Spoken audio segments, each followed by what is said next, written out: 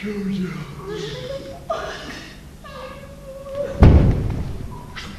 Что случилось?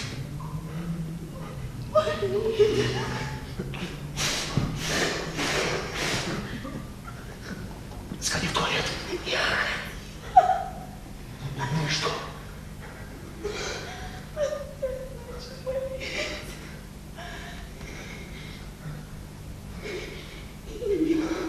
Я боюсь. Милая, чего ж тебе бояться-то? Как же чего бояться? Слушай,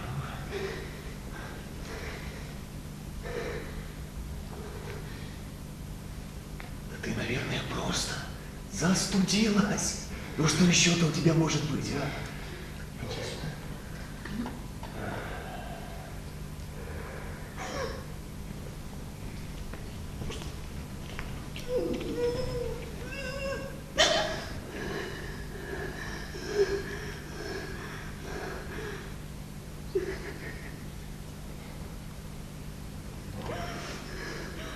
Как ты? Ну вот видишь, ничего страшного.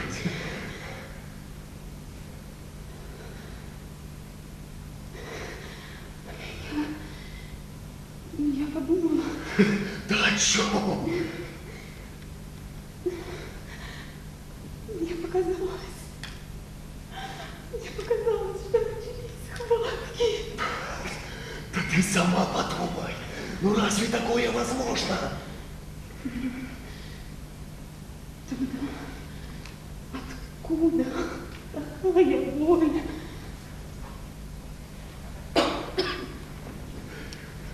У тебя просто пучит живот. А ты думаешь, что это схватки?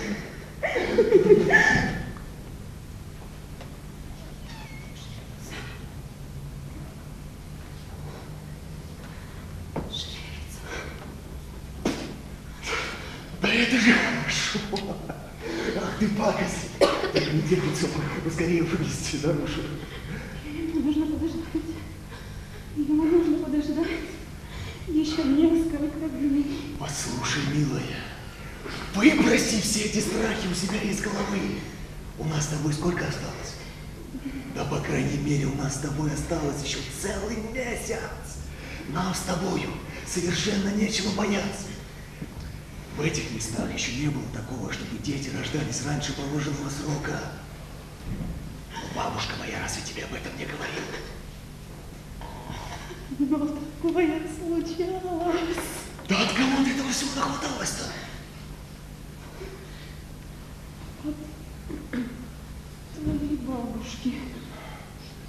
Да, это было очень и очень давно. Да мы еще даже на свет тогда не родились. Беременную женщину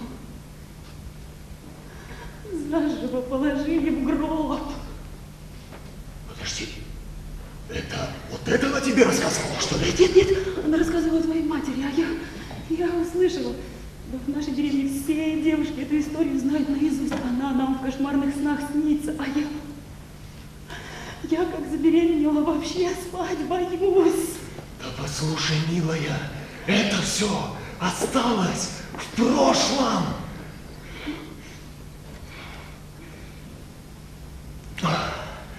Но ведь больше и такого не повторялось.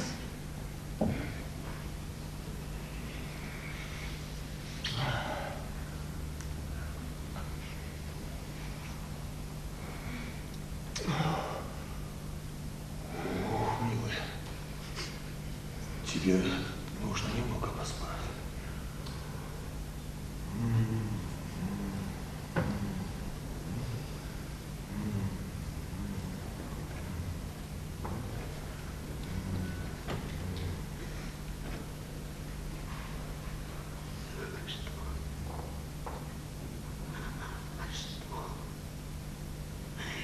Если бы вправду начались схватки. Не может этого быть! Почему? Да потому что старшие, они все за нас с тобою просчитали. Они что, никогда не ошибаются? Нет! Почему же? Да потому что, если они ошибутся, ты представляешь, какую им цену придется заплатить за такую ошибку?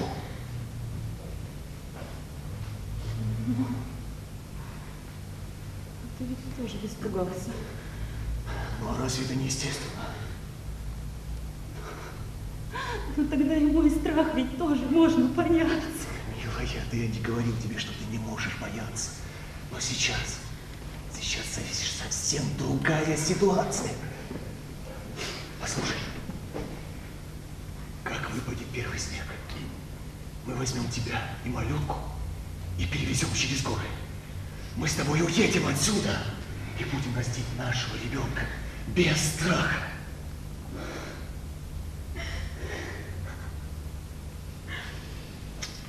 Слушай, а хочешь, я тебе еще кое-что скажу? Но это только по секрету. Говори. Мы сюда больше вообще не вернемся. как остальные молодые пары, уехавшие до нас. Уедем и поселимся в низовье гор, и будем жить с тобою без страха. Мы даже летом сюда не вернемся. Ну ты с сыном останешься, а я вот вернусь. Надо же привезти всем остальным продукты на зиму. Они же без муки, без сахара, без соли, они же все пропадут. Ты сказал сыном. Откуда ты знаешь, что у нас родится сын? А если родится девочка? Милая, да я же просто так, к слову сказал. Мне бы хотелось взять маму и отца. Я без них не выдержу. Так послушай, их ведь здесь тоже ничего и никто не держит. Они тоже могут поехать с нами. Ну тогда пускай твои тоже поедут с нами. Если мы все вместе уедем, ну тебе не придется сюда возвращаться. Мои отсюда никуда не поедут. Мои приехали сюда, чтобы здесь и помереть. Слушай, да и бог с ними, а? Мы же с тобой будем растить своего собственного ребенка. Пускай хотя бы он будет жить без страха.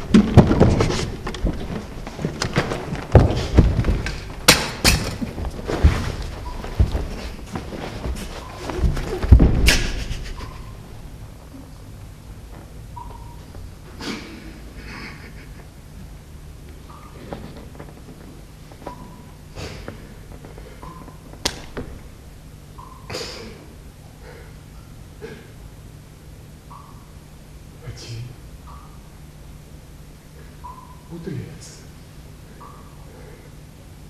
Как ты сказал?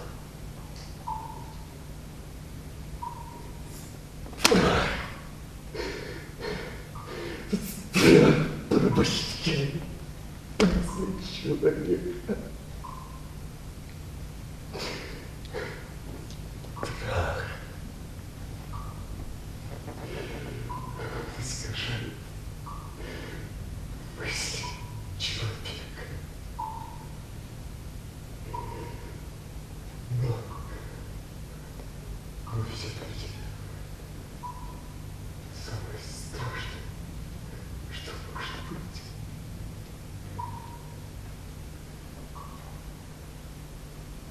Дайте вашим детям познать, что такое страх.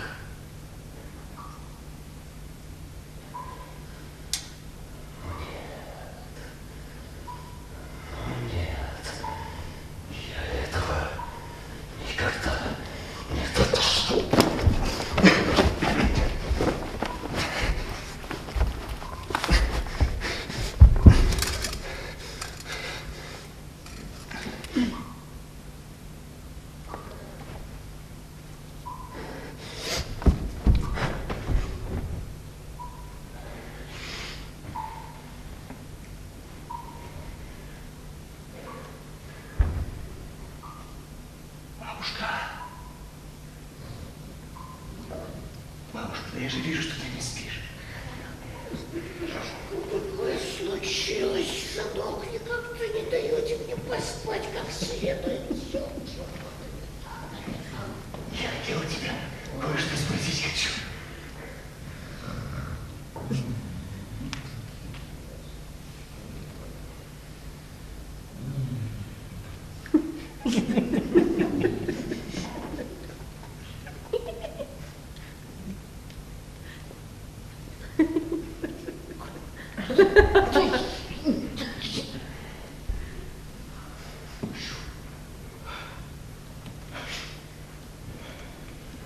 Ладно, давай.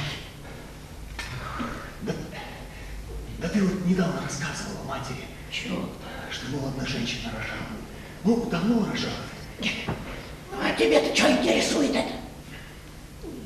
Так, у меня жена очень напугана. А ей что бояться? Ведь это к ней не относится.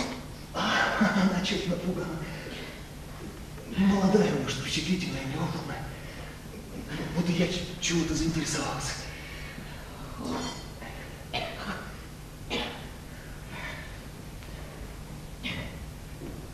Тогда я еще молода была, как твоя жена. 4 нас было молодых невест. Всем разом сыграли богатую свадьбу. Но до первой брачной ночи нужно было дожидаться не менее 4 месяцев. Старшие нам, как хорошенько объяснили. Но одна пара ослушалась и стала встречаться каждую ночь. А что тогда? У нее начались эти схватки. За 3 месяца до окончания опасного периода. Вот. Ну а потом что случилось, то и случилось. Что случилось? Законы знают все. Позвали повитуху. Все было чин-чином.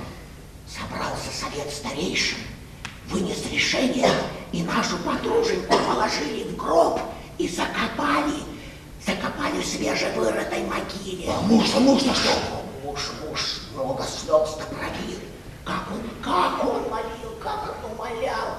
Просил совет старейшин, чтобы его вместе с женой-то закопали. Так не положено, сказали ему. И быть похороненным вместе с женой отказали. А потом? Что потом он миновал опасный период, и как гроб-то открыли. 3 месяца прошло с тех пор, и нашей подруженьке уже не помочь. Это ведь просто бесчеловечно. Нет, что бесчеловечно. Значит, так надо было, чтобы другие-то жить остались.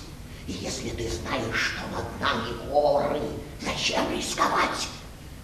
Так было и так будет. Но ведь можно было что-то придумать. Но ведь можно было вот роженица завязать, чтобы она не орала. Ты знаешь, что нам думать запрещено. Так было и так будет. И не забывай, что самые жестокие законы пишутся для счастья людей. Счастье. Счастье. Да кто же это строит свое счастье на могилах других? Совесть табаком ты как успокоишь? Кто ж тебе такое в голову-то вбил? Даже забудь об этом думать.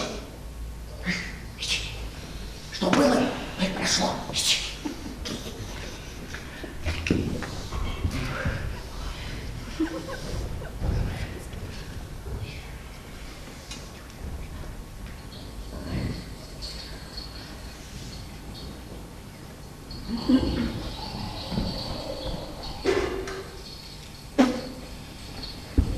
Сын твой.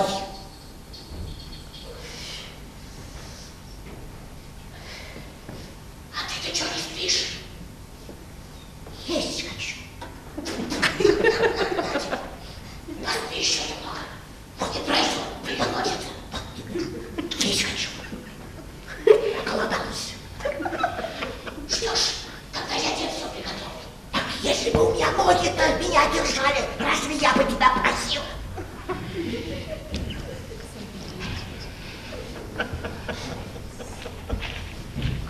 Смотри, не накроши мне на кровать, а я когда-нибудь крошила.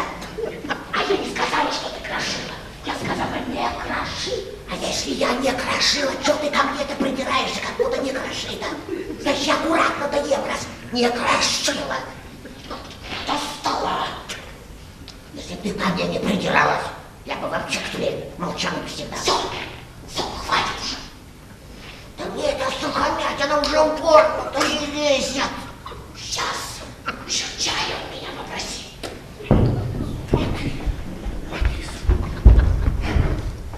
Ну, сегодня молодец, нужно готовиться. А ты что? Ты что, подслушал уже? Ладно, поднимайся. Как же? Так мне мамочка разлучить. А ты?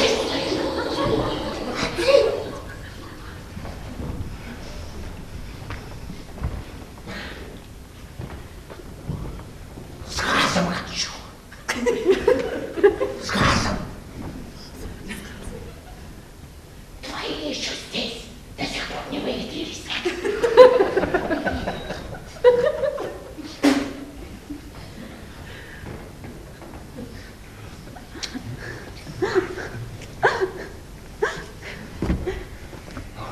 Как ты себя чувствуешь? Все в порядке. Слушай, у нас сегодня столько много дел. Может быть, ты встала бы? Конечно.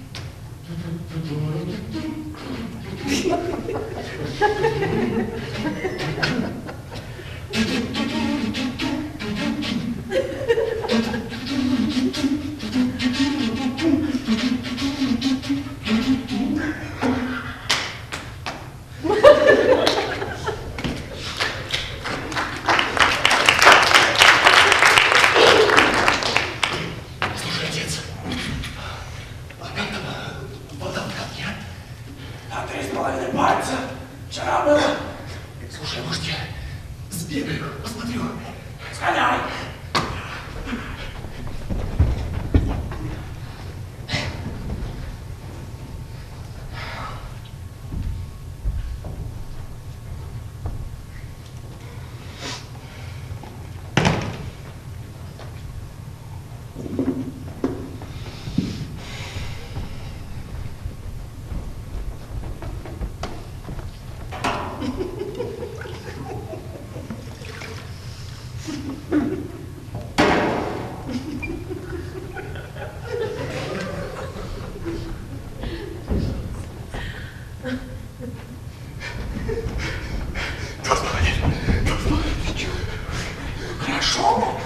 Хорошо.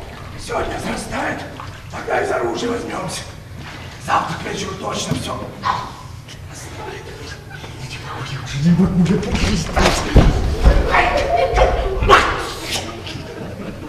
Чего ты прячешься, а? 2 дня подождать не можешь, где раньше, где позже, ну какая разница? Потому что черти гонят.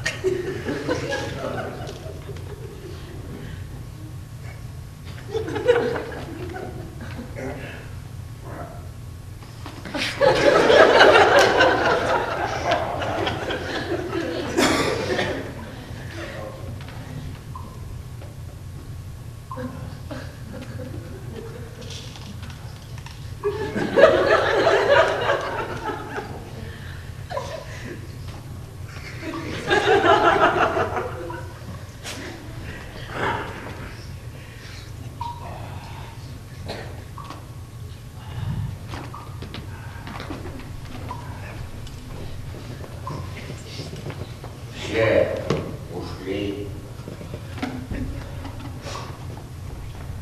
Я тоже ушел.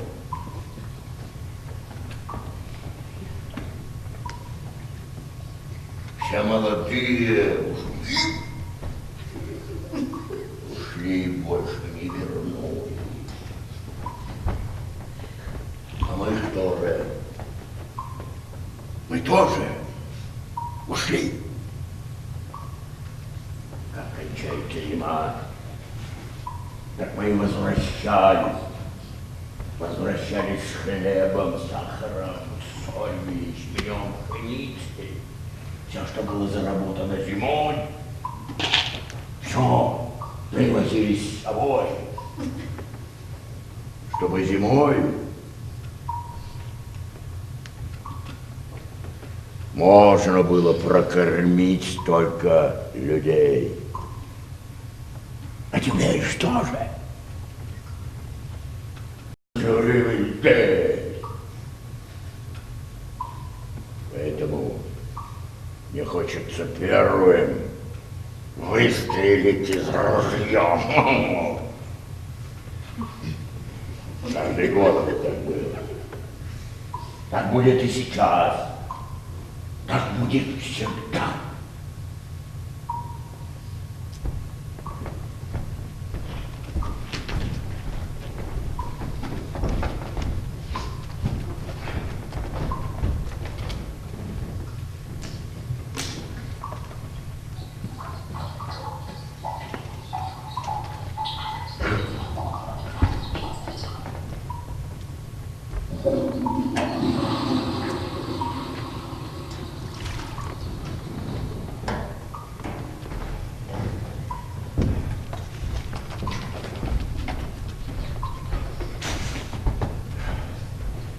Тот, кто сумел вырастить ребенка и вернуться, тот настоящий храбрец. Вернуться, зная, что никогда он не сможет крикнуть во весь голос. Вы что, не верите, что я настоящий храбрец.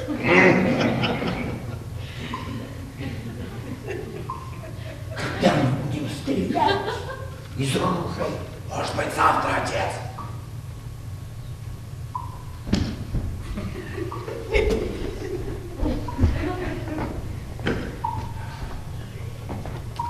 Я оскорбляю. Говорят, ну как слово. Почувствовав гибель, возвращается на свою родину умирать. Пусть болтают, что хотят, отец. А нас тут знает, что ты вернулся сюда, потому что любишь здешние места. А я и сам не знаю, почему я вернулся. Ничего мне не мило, что ем, что пью, все безвкусица. Даже борьба из ружей не доставляет мне радости. Нет уже пороха в пороховницах. Разве это жизнь?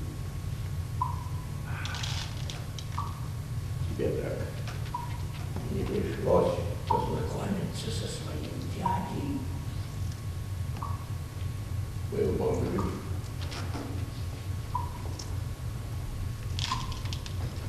Он сидел сейчас рядом со мной. Он был на год молодо старше меня. Такой он был скрытный ребенок. Ни с кем не разговаривал. Мы все боялись, что сойдет лавина. Он боялся больше всех. Мы спали с ним в углу. Иногда ночью он просыпался от страшных кошмаров. Здесь, я не раз его спрашивал, что с ним, но он не отвечал. Потом он взял с меня слово, что я никому не расскажу, и все мне поведал.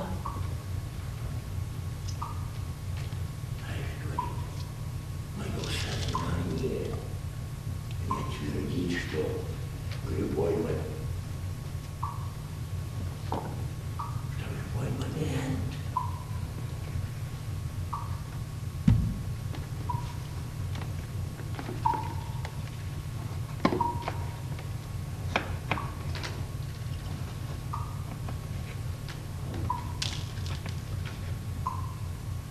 малейшего шума все может кончиться. Сколько, говорит, мы не стремимся быть дикими, что совсем ведь не убедишь, может быть, кто-то другой совершить. Это он может. И тогда говорит, мы нас всех сметет, сметягивает. И ничего нельзя с этим сделать. Самое страшное, говорит он, когда нет выбора. Он очень боялся выбора.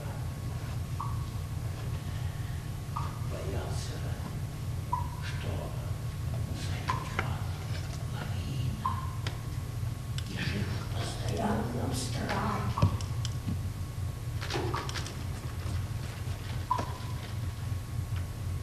А страх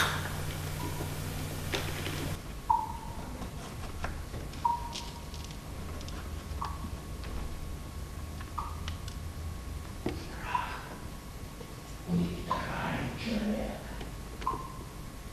разъедает его изнутри.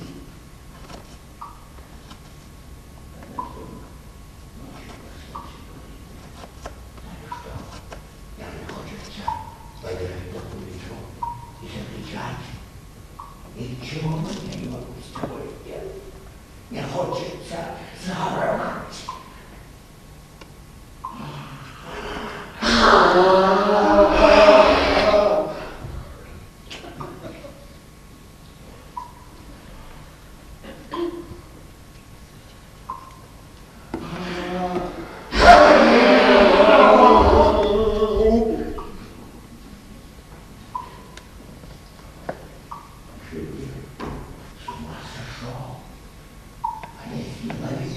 Сойдет. Ты же сам всю жизнь этого боялся. Он это пошел смерти. Я уже устал его бояться. Лучше умереть, чем жить в постоянном страхе. Они прекрасны. Но нет, я выйду во двор и жару от горло. Только так я могу избавиться от своих страхов. Мне, говорит, хочется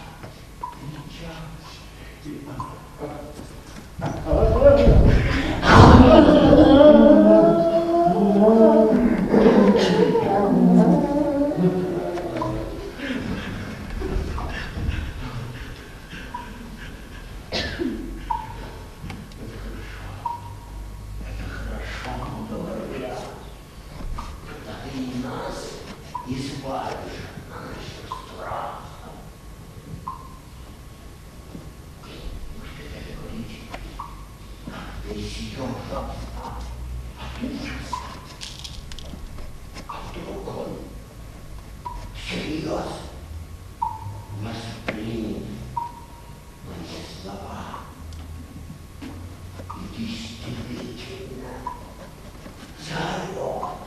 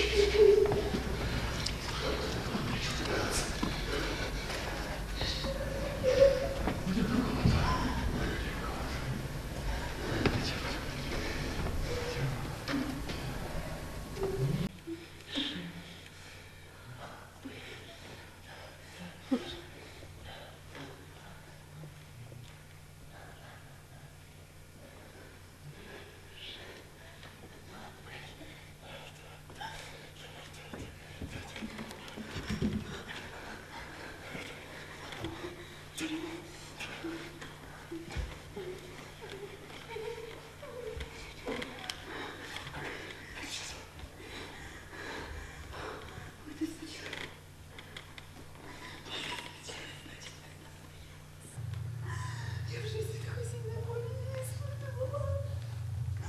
Схватки. Схватки. Это точно схватки. Не может этого быть. Мы же были с тобой в самом начале октября. Теперь мы 10.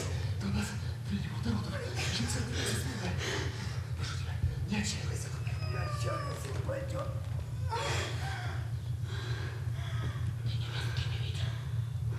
Они в комнату пошли. А что? Оставил грязную посуду.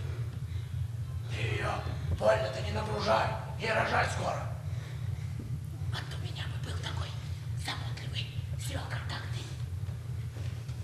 Что-то со мной-то так никто не цацкался. Да что прошлое-то ворошек? Вот как что меня касается, так не вороши прошлое. А я, между прочим, за ними обеими ухаживаю сразу. Не будешь ухаживать. Такова твоя доля. Они вырастут, будут за нами ухаживать. Вот удивляюсь я тебе. Удивляюсь, вот как ты можешь надеяться на помощь нынешней молодежи? Вот кто-нибудь сюда вернется, а? Кто-нибудь вернулся. А чё ж так, что наши дети сюда вернутся? О, видел? Вернутся они сюда. Мой сын не такой, он вернется. Нет, он-то может, конечно, и захочет вернуться. А только отпустит ли его невестушка-то? Он же ей в рот заглядывает, как будто бы никто беременный не был. Да просто свои свекровские замашки. Вот как начинаю правду говорить, так сразу же свекровские замашки.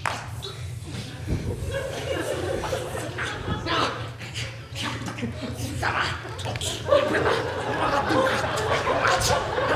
Сколько тебя помню, ты все время воевать не сводила, до сих пор мучится бедняга.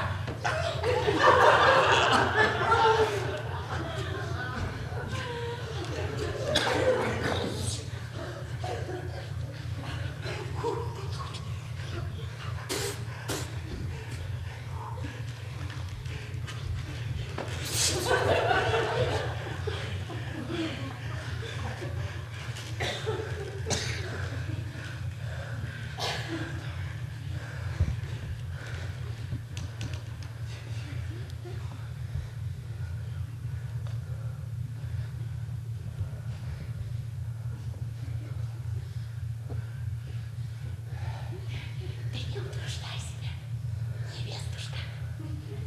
Я уж помыла все. У нее просто голова разболелась.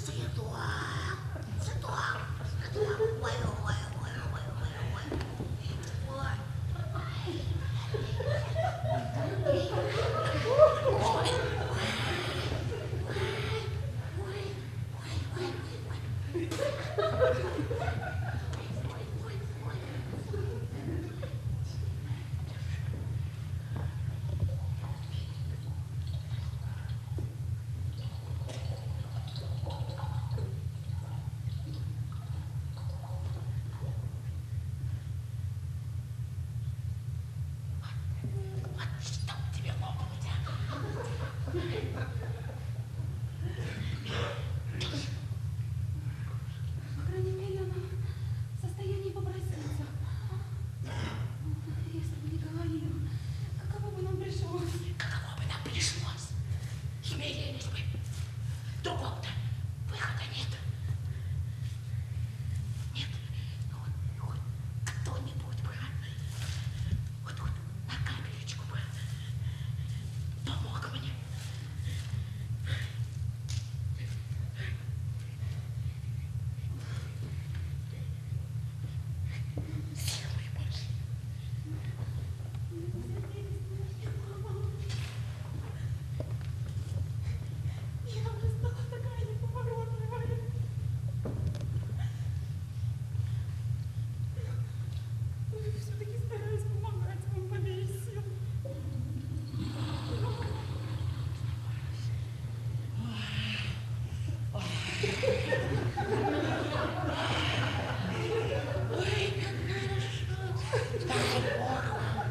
здоровья.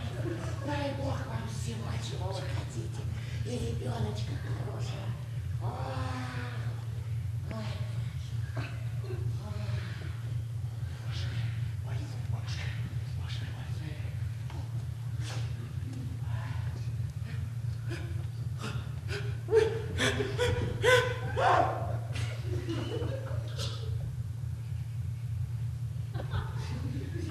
Будьте здоровы.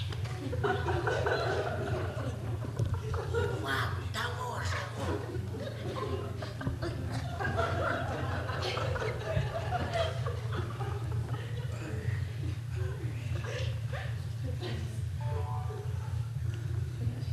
Нет, говорю я. Ты можешь кричать. Ты не думаешь, что мы все умрем?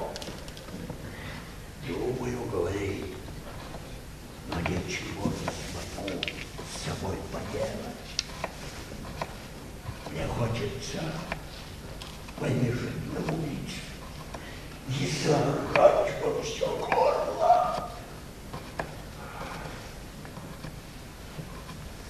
Я стал присматривать. Он сказал,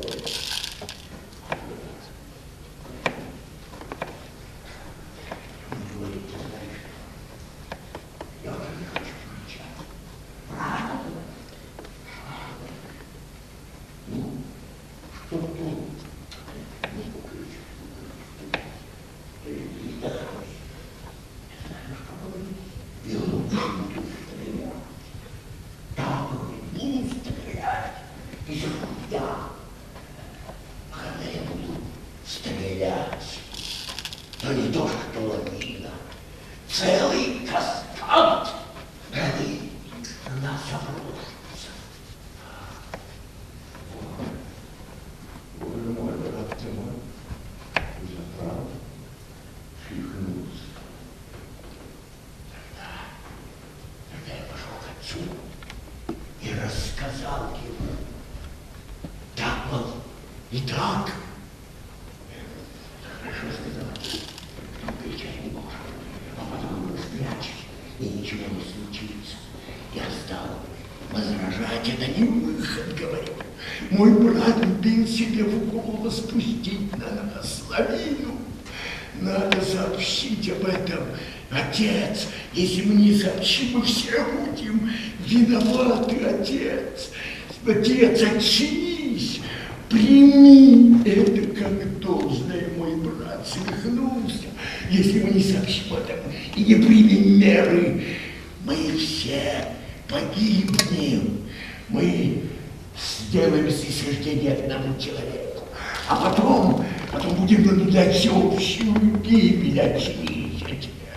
Хоть он и старший брат, но ты должен сообщить об этом, отец.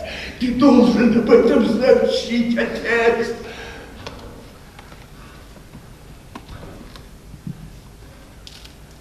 Отец мой,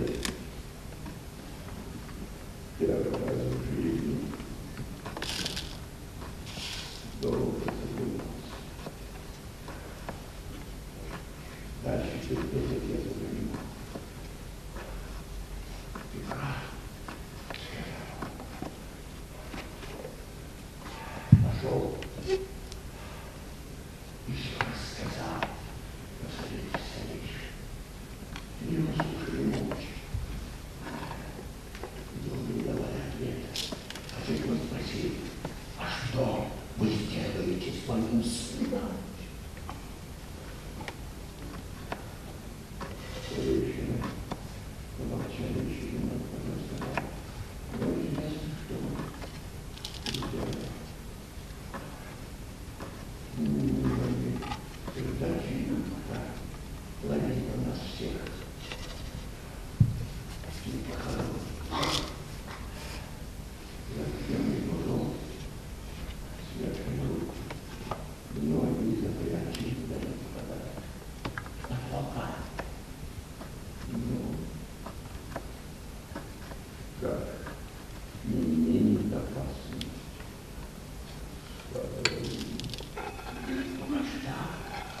человек не может жить без кишки и еды.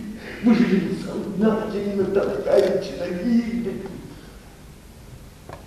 У нас рабочие службы. Заткнули ему рот, связали руки и ноги и заняли стадионную зону. Так продолжалось 15 дней.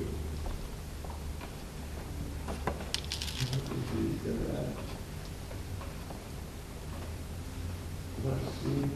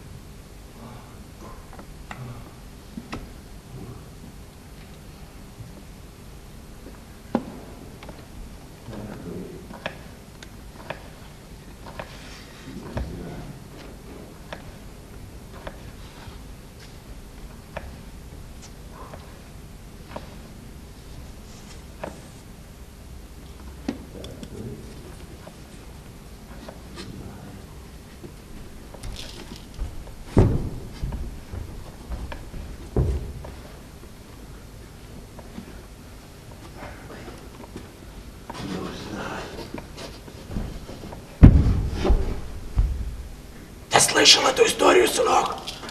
Да как уж тут не слышать? Да уж сколько раз он толдонит. Одно и то же, одно и то же, одно и то же. Это ж я уже раза 3 слышала.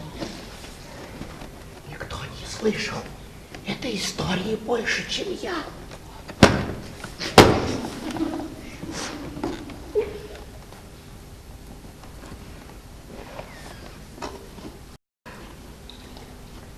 Как опасность не давала.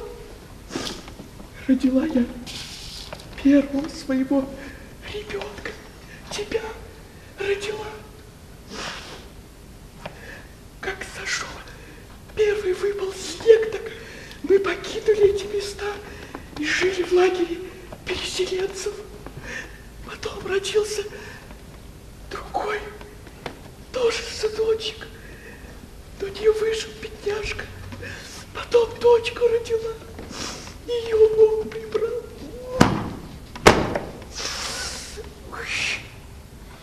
После этого он стал меняться. Вроде как о брате тосковал, а потом узнала, что он уходит к другой женщине, а потом стал оприходовать всех местных баб.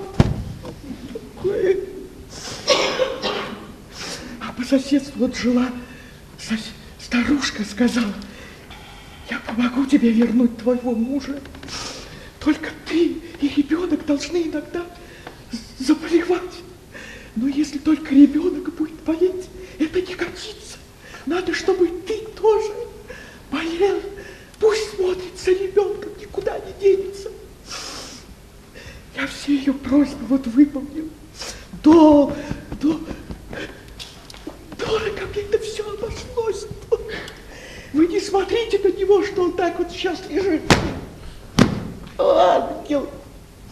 Тоже мне ангел. Ой, сколько я горя от него вытерпела. Не доведи Господь.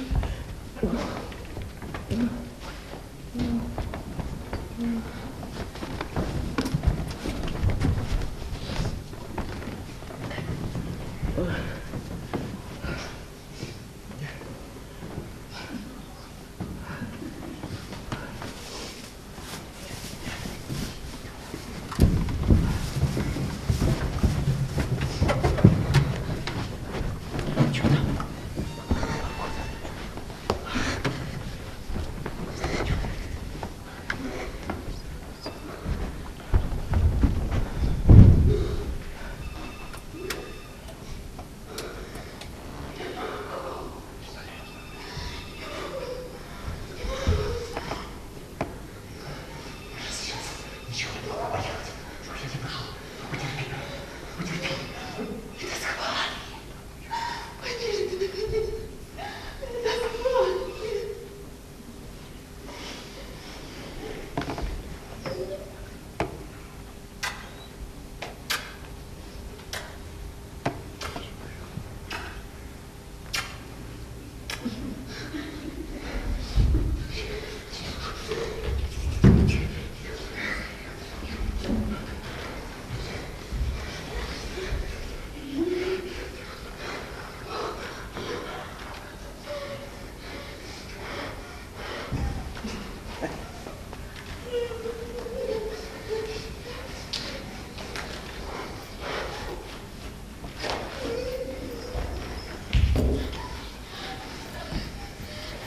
Сынок!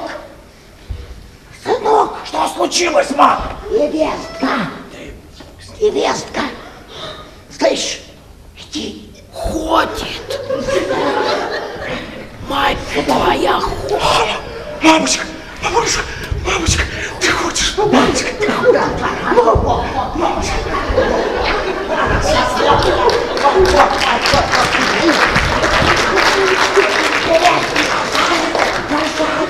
Мама, да что ты такое говоришь? Твоя мать! Боже! Да ты что, не слышала, что ли? Мать говорит, невестка рожает!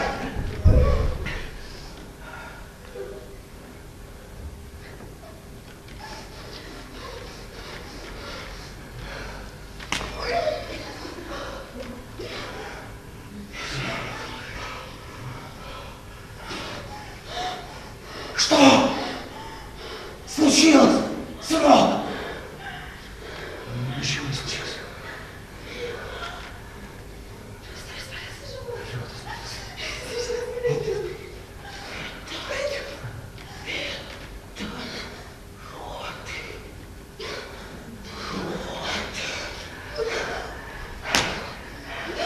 Мама, у нее просто разболелся живот. Не пройдет. Это совершенно не похоже на желудочную боль. Уж я-то знаю. Это схватки. Схватки. Твою мать!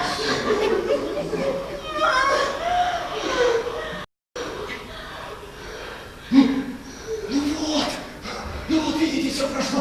Все нормально, мы в порядке. Нет, ничего там не прошло. Это промежутки между схватками. Скоро опять начнутся. А ты откуда знаешь?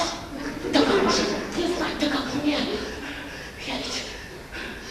Пусть только двое детей моих выжили, а я ведь 6 раз рожала. Давайте на чистоту. Это родовые схватки. Да почему вы так уверены, мама? Ты не слышал, что ли, что я только что говорила? Не считай того, что я тебя родила. Я еще 5 раз такой испытала. Нужно удостовериться. Смотрите, все прошло. Все прошло. Я себя отлично чувствую. Не схватки. Так и будет. Сначала пройдет, потом схватки, потом опять пройдет, потом опять схватки, потом опять пройдет, потом опять схватки. Ну так что ж? Пойди и позови повитуху.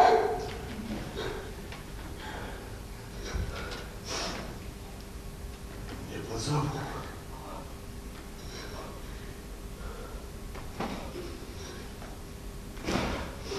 Я сказал, Пойди и позови повитуху.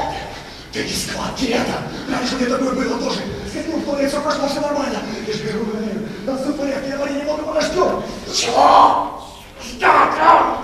Пока она разродится до нашего отдыха. Что она делает, а? Мне нужно удостовериться. Я сказал, пойди и позови повитуху. Мама, давайте не будем пороть горячку. Я прошу вас немного подождать. Ну, подождать. Подождите. Это не Галя. Клянусь вам, со мной все в порядке. Это не с вами.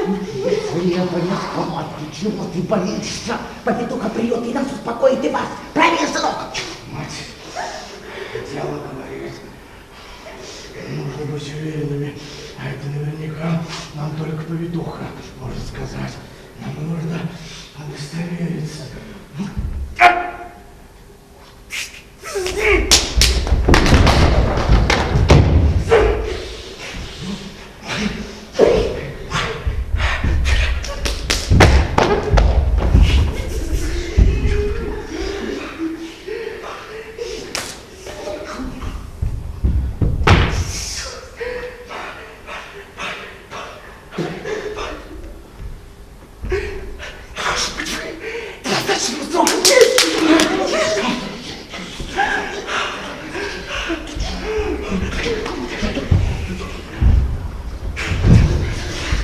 Отец, ну как ты думаешь, можешь подумать, маме такое? Почему ты боишься? Почему ты не хочешь назвать? Скажи мне! Скажи, а что ты молчишь? Я тебе приказываю. Не молчи, скажи. Ты думаешь, это совсем не то. А чего ты молчишь тогда? Чего ты боишься? Что ты боишься? Ты же здесь закрой слова, ты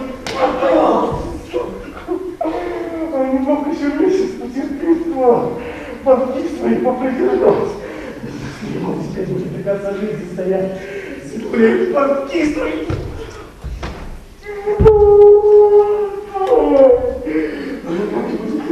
Надо покажешь, Бог не будет покажет тебе. И нас погубит. Да, мы люди отвергнут. Заторгнут. Да, ну ничего, отец. Я клянусь себе, ну ничего. И ничего такого предосудительного не делали. Говоришь, что не были? Отвяжись ты от него, оставь его в покое. В таком случае, на лишний раз удостоверимся.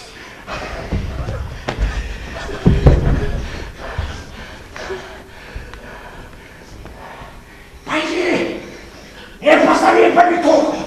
Давай, сука, живи, иди, иди, не тебе резину, живи!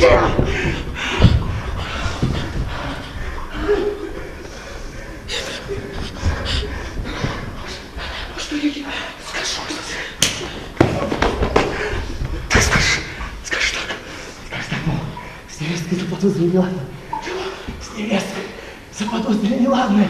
Ну, иди сюда. Нужно, чтобы осмотрела. Да не тебе резину. А ну, рожайте сюда. Нельзя, чтобы даже заподозрили, что мы укрываем.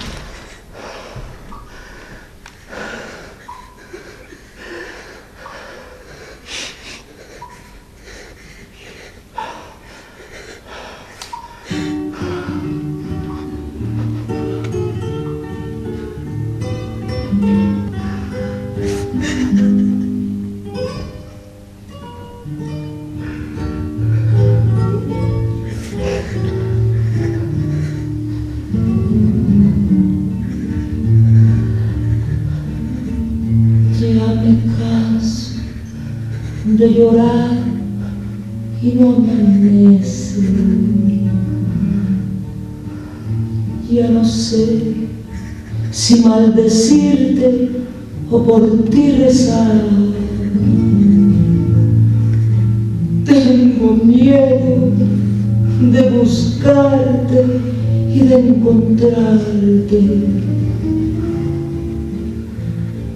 Donde me aseguran mis amigos que te vas. Hay momentos en que quisiera mejor rajarme y arrancarme y a los clavos de mi penar. Pero mis ojos se mueren sin mirar tus ojos y mi cariño con la aurora te vuelve a esperar. Y agarraste por tu cuenta la baranda.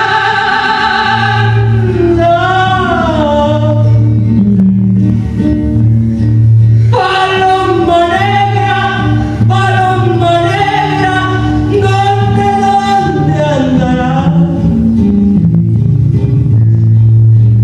Ya no juegues con mi honra barandera. Si tus caricias han de ser mías de nadie más.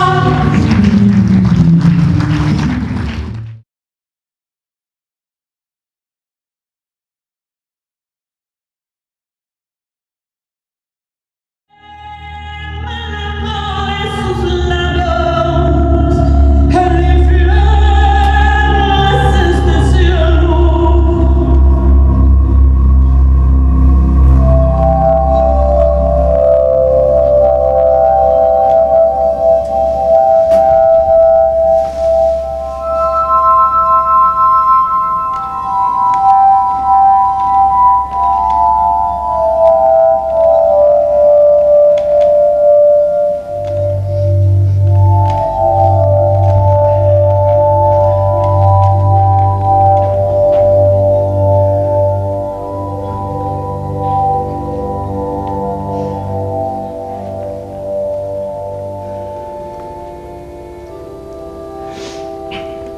Ну что?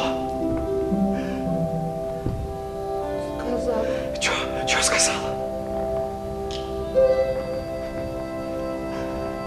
Сейчас придет. А с тобой-то? Чё ты пришла-то?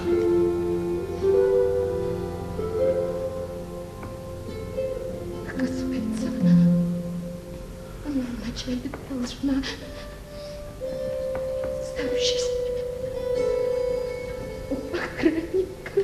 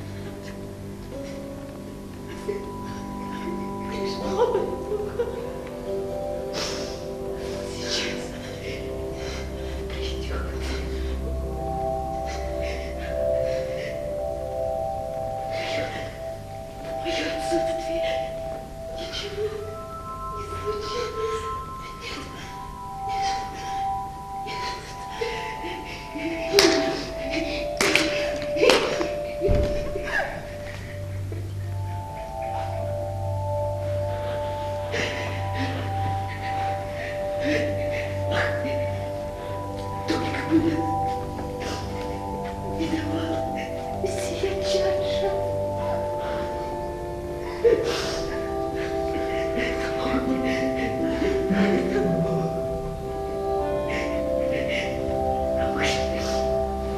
Это не схватился.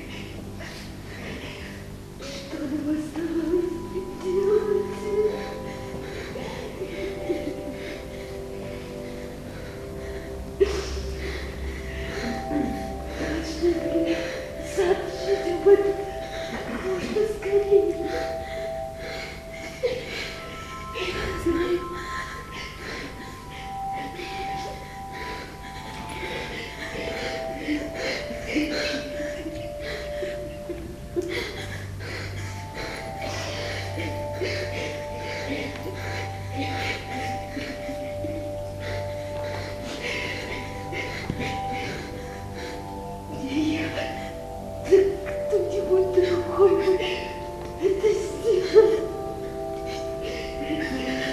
Я знаю.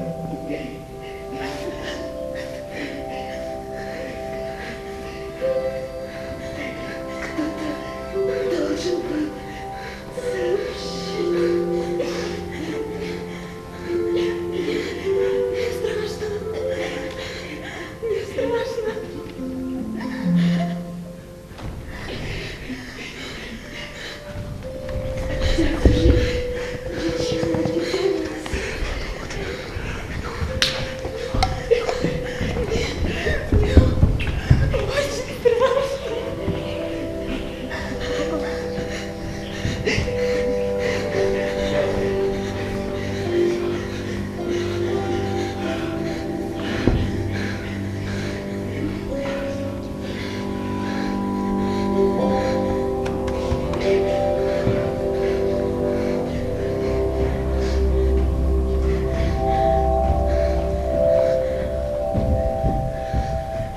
Доброе утро.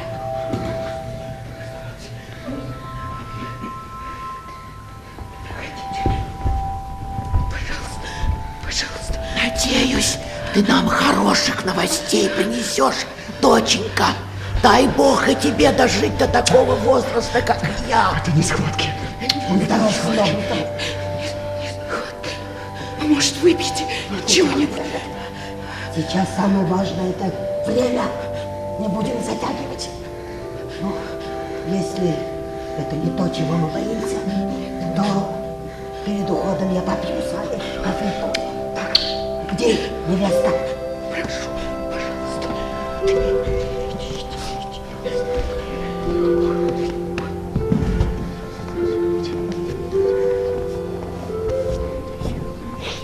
Ты выйди.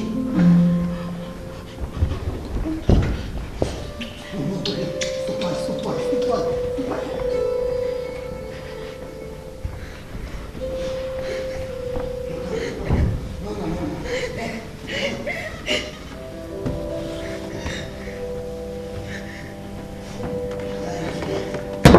Поскорее выздороветь. Девочка, сначала потолкуем немного.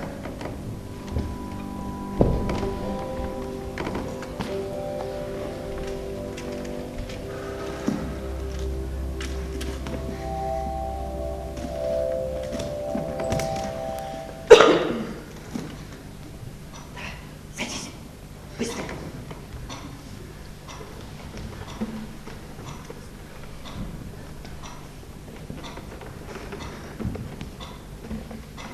Садись, садись.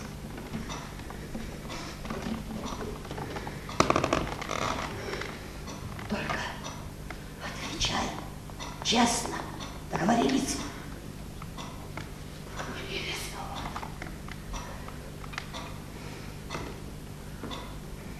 Когда первый раз ты провела ночь со своим мужем? Ну? В середине. Ну? Октября.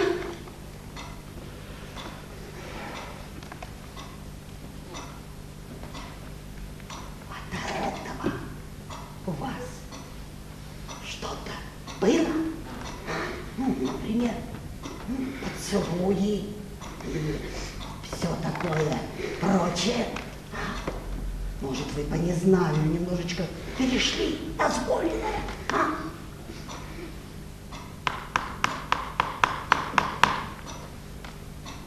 Ты не должна от меня это скрывать. Я ничего не скрываю. Я для твоего же блага спрашиваю. Ну? Да я клянусь, что говорю правду.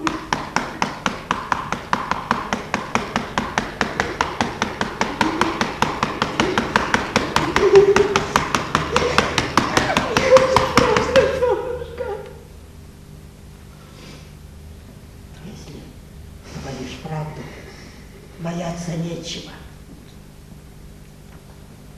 По времени все сходится. И по моему расчету, до родов еще по меньшей мере месяц. Но если ты сейчас собралась дрожать, то ваша первая близость должна была быть намного раньше.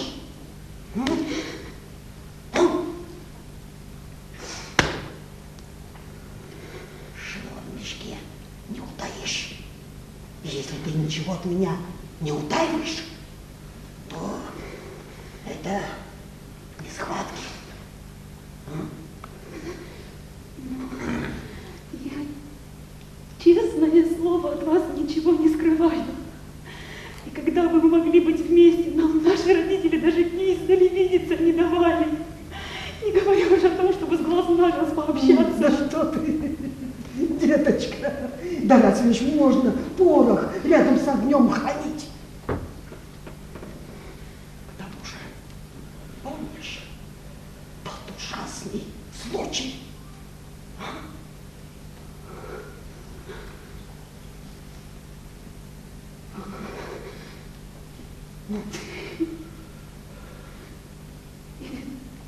Ту женщину осматривала. Нет, это было давно. Это все в те времена, когда наши бабушки были молодыми. С того дня, слава Богу, больше такого не случалось. Не приведи Господь, чтобы такое еще повторилось. Ну все, успокоилась?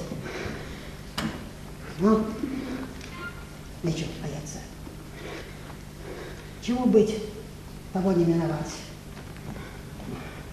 Теперь посмотрю тебя, чтобы уж наверняка знать.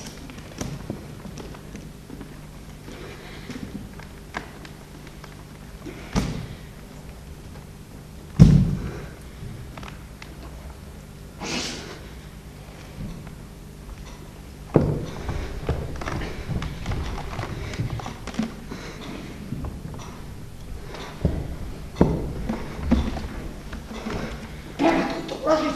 Быстро! Ну!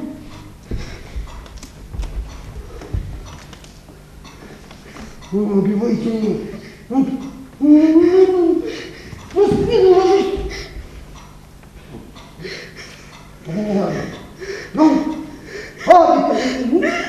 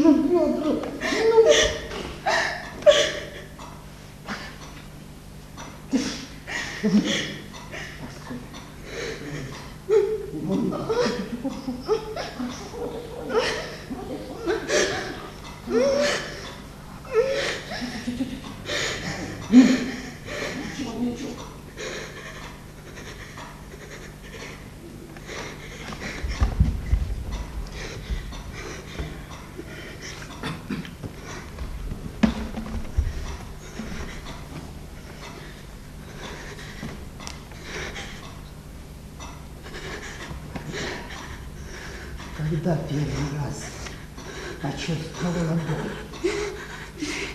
Перед тем, как вы пришли. Не вздумай меня обманывать. Мне это нужно знать. Просто необходимо. Другим не скажем, а мне это нужно знать. Надеюсь, ты не соврала? Нет, не соврала. Вспомни, когда ты почувствовала первый раз боль. И еще не рассвело. А потом прошло, потом снова был приступ боли. А потом снова был приступ боли. А потом? Больше не было.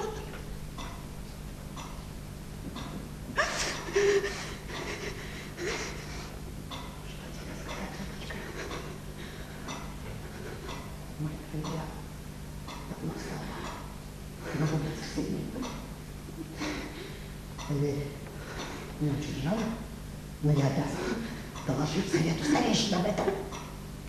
Таковы их правила. Да и о других нужно подумать. Скажи только им про последние схватки.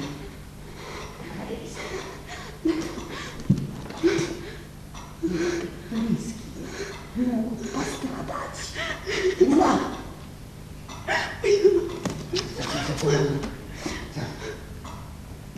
Я вот что еще не забывай. Бог наш щедр на надежду. Ну, может, это и не схватки вовсе.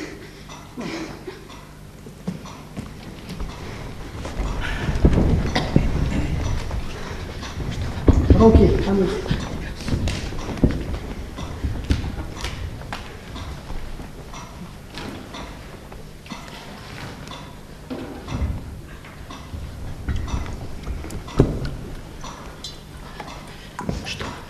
Что?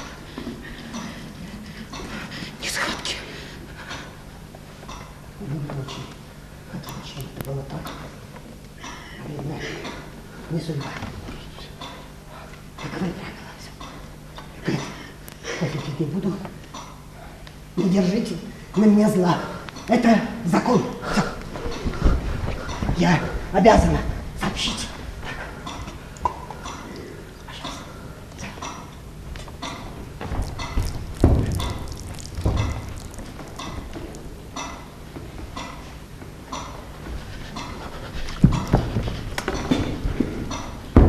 Сказать.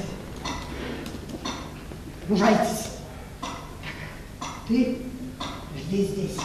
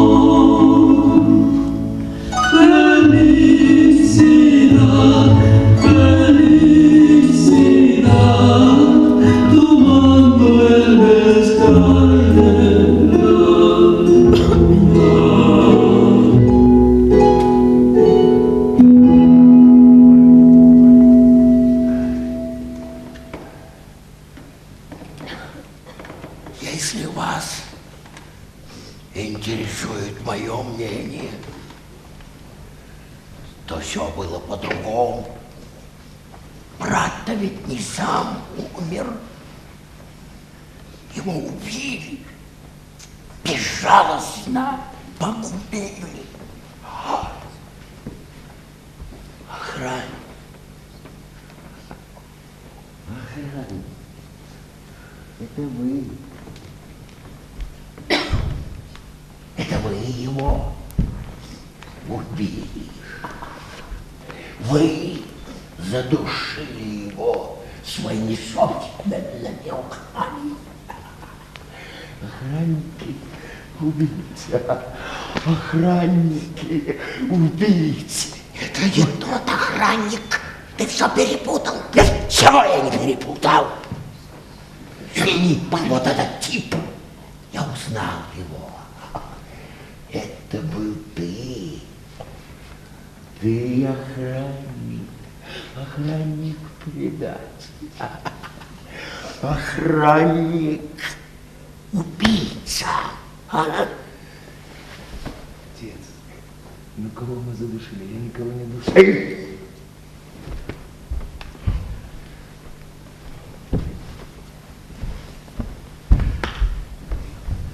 Что он несет? Он уже старый отец. Ему кажется, что то, что было много лет назад, происходит сейчас. Ты не обижайся на него.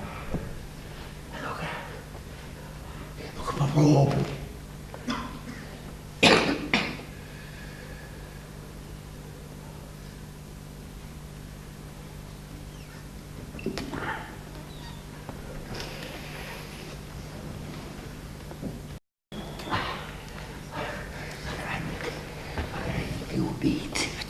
Охранник, да я тебя прошу, замолчи. Я тебя прошу, а не мой, замолчи, отец, замолчи.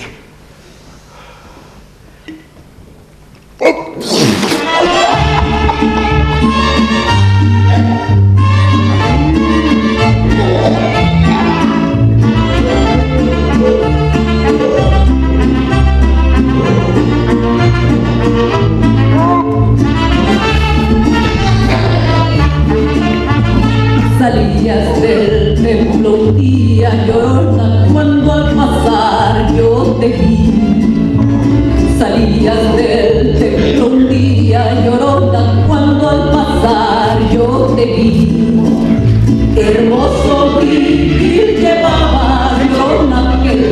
Virgen de ti. Hermoso vivir llevaba Llorona que la Virgen de ti. Ay de mí, Llorona, Llorona, Llorona de azul celeste. Ay de mí, Llorona, Llorona, Llorona de azul celeste. No dejaré de quererte, Llorona, aunque la vida me cueste. No dejaré de quererte, Llorona, aunque la vida me cueste.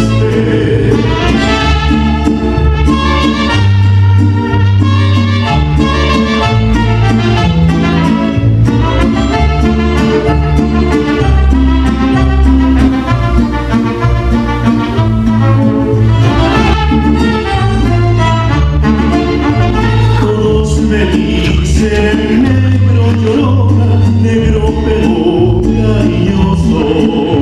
Todos me dicen negro, Llorona, negro pero cariñoso. Yo soy como el chile verde, Llorona, picante pero sabroso. Yo soy como el chile verde, Llorona, picante pero sabroso.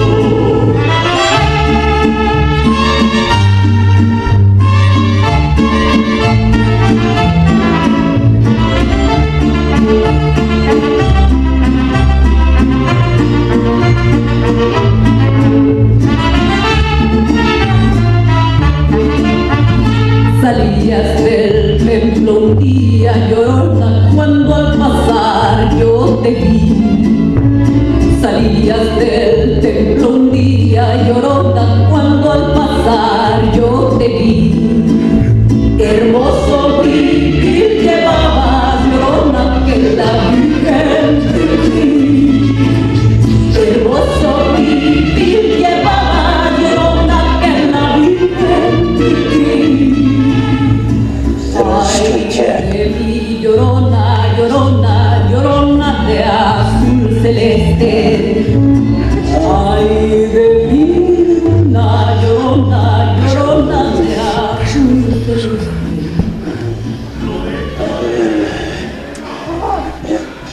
Вот и второй, пожалуйста. Ну, где невестка? Привезти прямо сейчас, не будем терять время.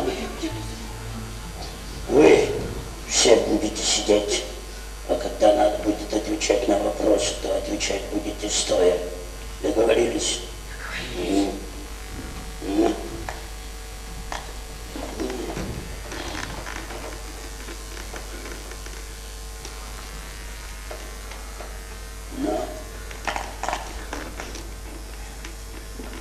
Ну, что, начнем.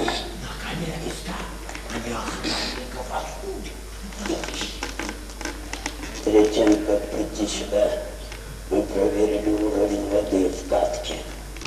Ну, вы знаете, когда катка полностью наполнится водой, образующейся от талого снега, это значит, что опасность миновала. Но, к сожалению, мы увидели, что уровень воды в катке должен подняться еще на 2 пальца. Это значит, сегодня, ну, самое позднее, завтра опасность минует, катка наполнится полностью водой. И все. Я очень огорчен, что впервые за 50 лет мы столкнулись с подобной ситуацией. Я имею в виду преждевременные роды. Мы все, и я, и другие члены общины, очень расстроены. Потому что эта ситуация чревата печальными последствиями для других членов общины.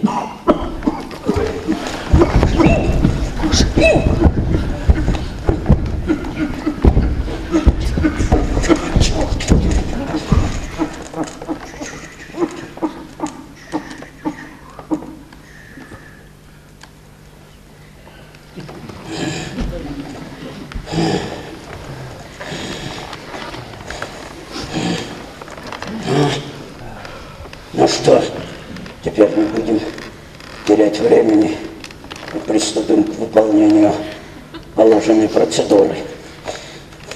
Повитуха, когда вам сообщили?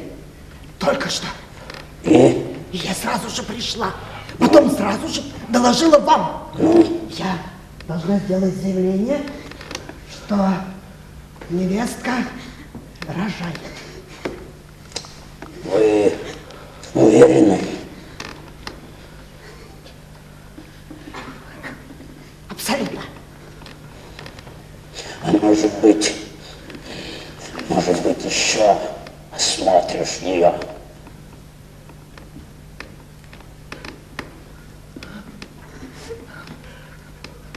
Не имеет смысла. Все признаки указывают на это. Ну, хорошо, садись. Теперь вы знаете, что роды должны произойти не ранее, чем через месяц. Вы же собираетесь рожать, когда опасность схода лавин еще не миновала. Тем самым вы подвергаете опасность жизни других людей. Вам известно, что это серьезный проступок. Нам известно, но... Известно, но в этом ведь нет нашей вины. То есть, как нет? Старшие, они все-то нас просчитали. В такой-то день, можно сказали, мы и были-то в первую ночь-то именно в этот день. А до той ночи нас даже рядом друг другом не показывали. Нас только издали друг другу показывали.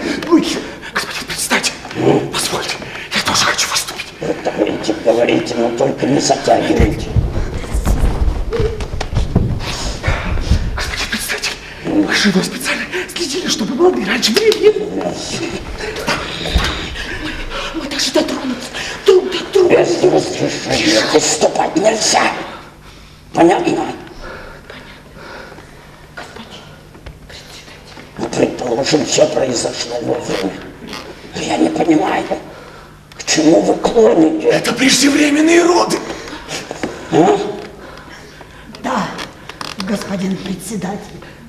Это преждевременные роды. То есть мы ни в чем не виноваты.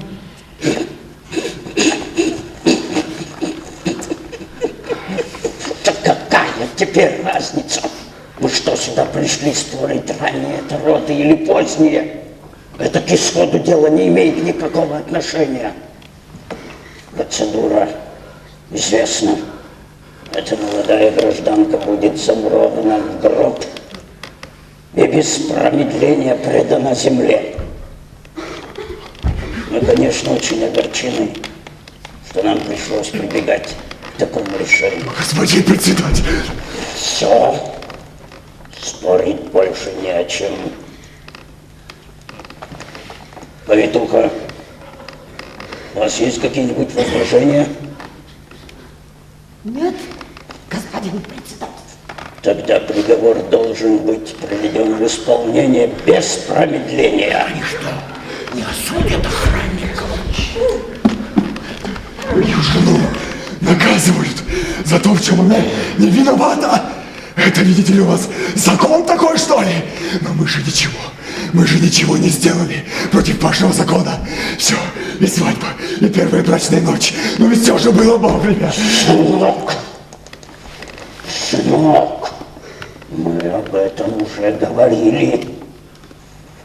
Я не знаю, должен ли я рассказывать, почему члены нашей общины везде становятся желанными работниками, потому что они всегда молчат и ничему не сопротивляются.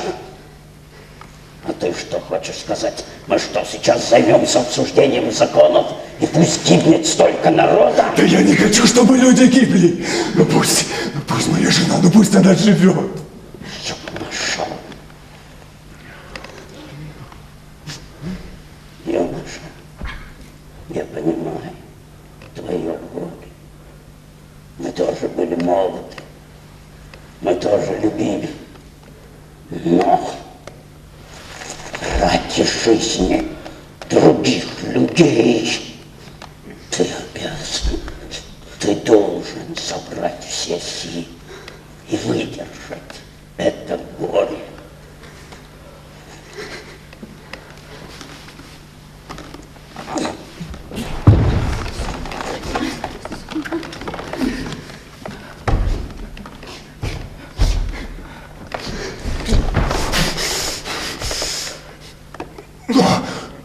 Но и сразу так не рожают. Господин председатель, я умоляю вас, я прошу вас, но подождем еще немного. Нет, это невозможно. Я не могу ставить под угрозу жизнь всего нашего народа. Или одна твоя жена, или все остальные. То есть все мы. Нет, здесь компромисса быть не может.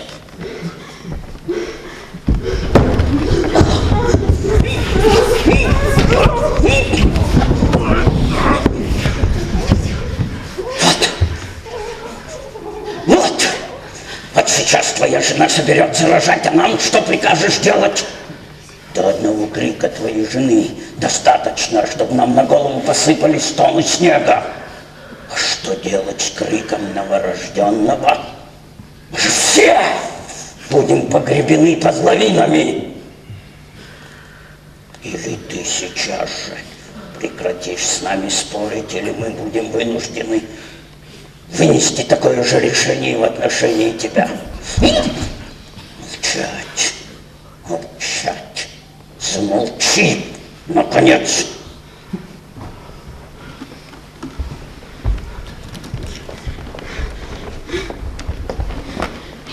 Господин президент. Все. Все. Я последний раз предупреждаю. Не забудь. Слово серебро, а молчание золото. Вот принцип, которому мы следовали веками. Так они не осудят охранников. Значит, в землю зароют и убить невинных существ. Что он там еще болтает?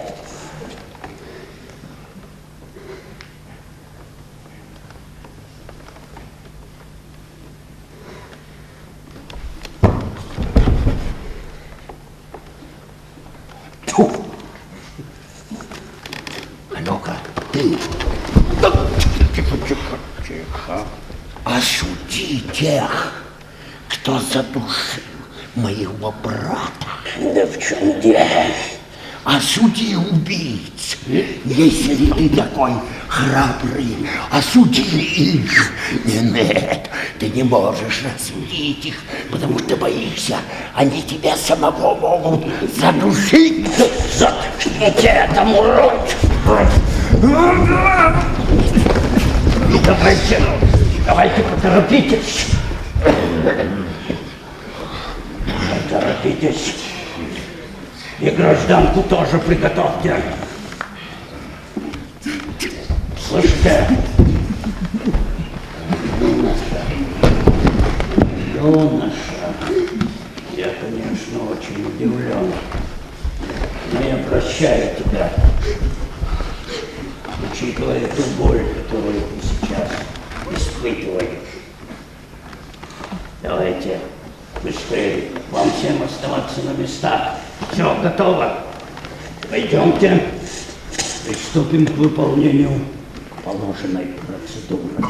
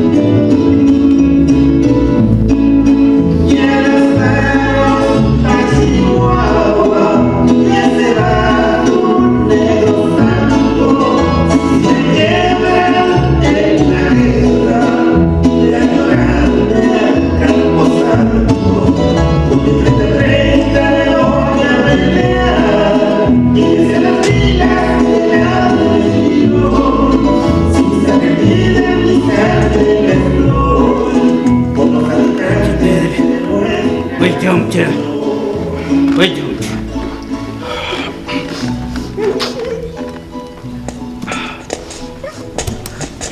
Стоять!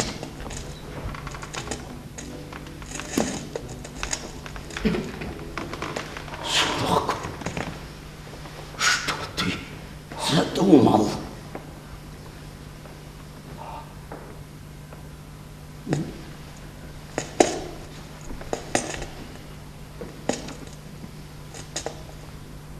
Ну-ка, ложись. Руки за голову. О, а разве это возможно?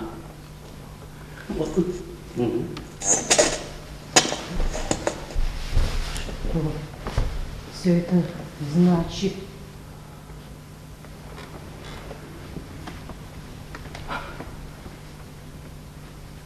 А вы не заставляете меня нажимать на курок. Если ты нажмешь на курок ружье, выстрелит. Тогда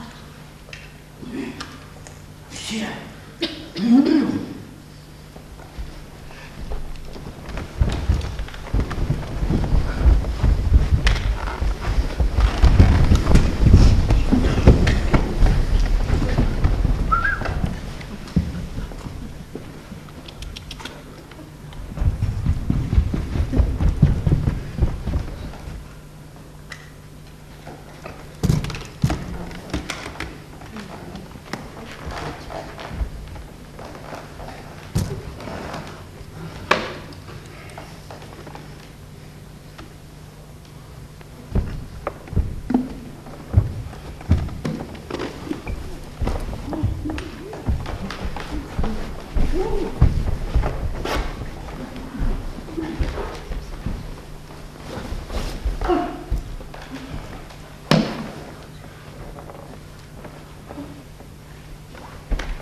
Ну вот.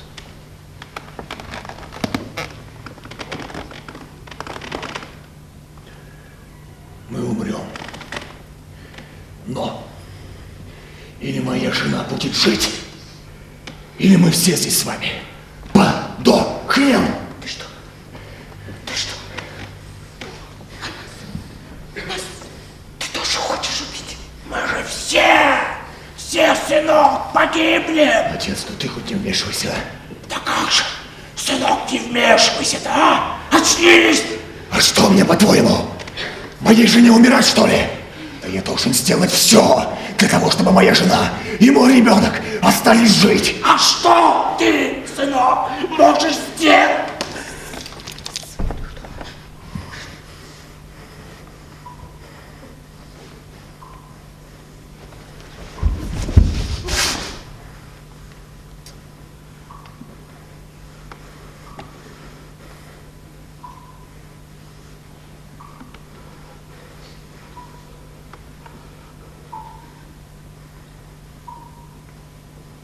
Ты хочешь, чтобы мы все погибли вместе? Сынок, ты ведь такой молодой. Ну, вокруг столько женщин. Ну, все у тебя еще будет родиться ребенок от другой женщины. Ты же станешь отцеубийцей.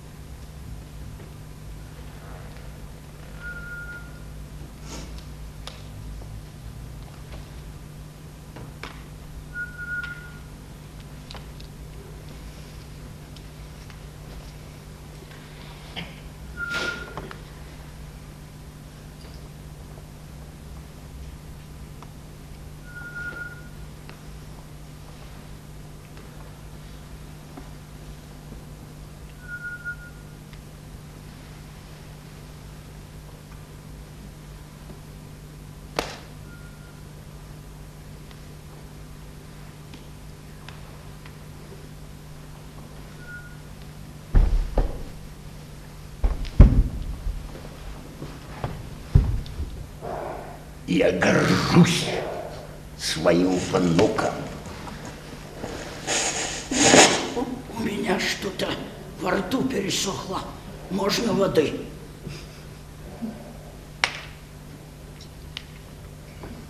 Спасибо. Да ты тоже отец. Идите посмотрите, как там вода в катке, быстро!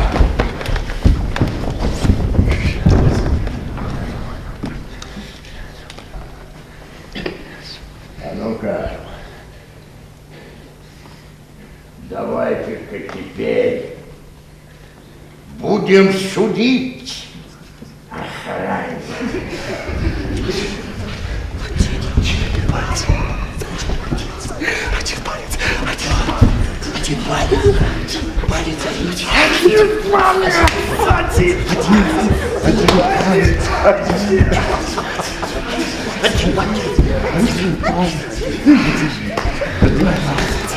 Один палец. Ёлки-палки. То есть схваток-то больше не было? А может это повитуха у нас ошиблась? А? И это вовсе не схватки, а из-за вашей нетерпеливости.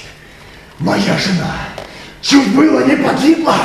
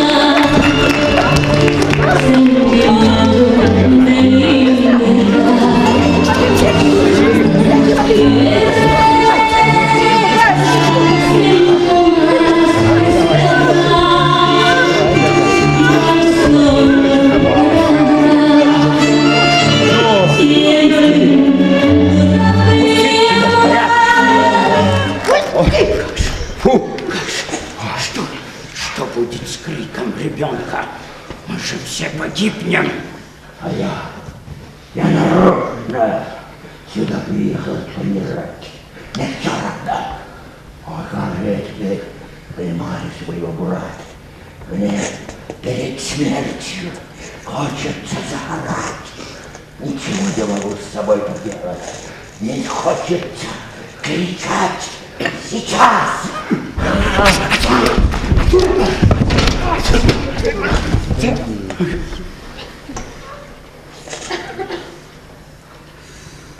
Я все-таки горжусь своим внуком. Болван.